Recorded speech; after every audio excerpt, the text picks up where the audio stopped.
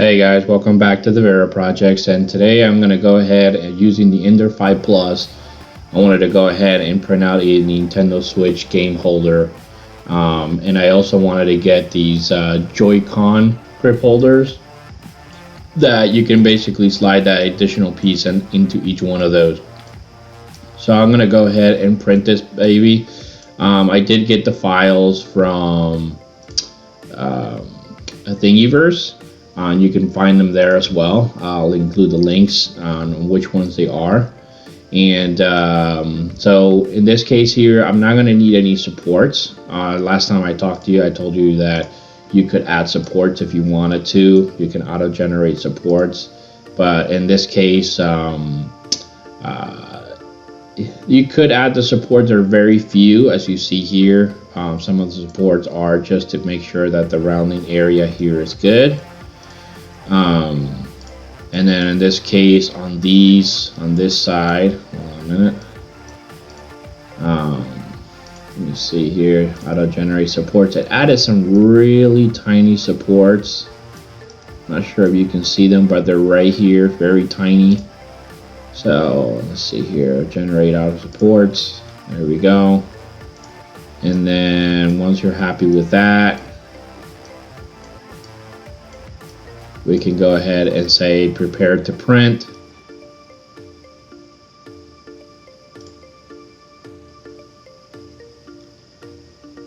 Okay, and it takes about 14 hours and 27 minutes. Up here it tells you.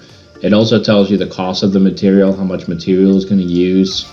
It's $6.99, but the rolls that I buy, it's $20, and you can use it for hundreds of pieces before you have to replace the filament itself. I'll make sure I also include the filament link as well. And then once you're set to go, then you're going to go ahead and press save to toolpath, and you're going to select your SD card and place it in there. Okay.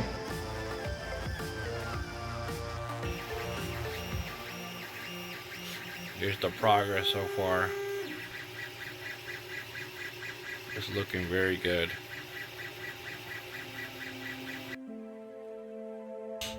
Alright guys, so here it is, the finished product. It looks great overall.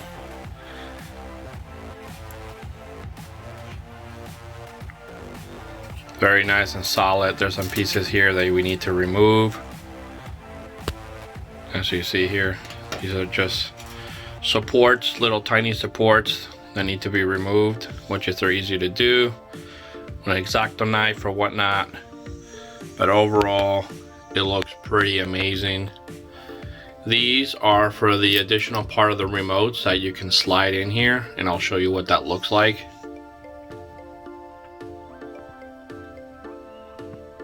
But it came out beautifully.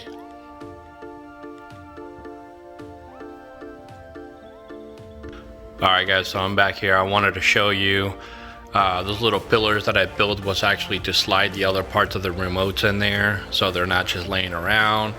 The cool thing about it is that they print with the actual logo of the Nintendo as well. Pretty sweet. Here's that stand that I built that we went ahead and printed with the Ender 5. And it allows you to put 10 of these, so I'm going to have to print one more in order for me to put the additional ones that I have. And then these were from a prior video that I did, that I went ahead and I printed the adapters for the remote in order for me to be able to play it. You know, with me having such big hands, and as adults you want to make sure that it's easier to play for you, so I printed those as well. So that kind of shows you an idea, some of the cool stuff that you can do with the Ender 5 Plus 3D printer. Go ahead and subscribe, and I'll see you next time, and thank you for watching the Vera Projects.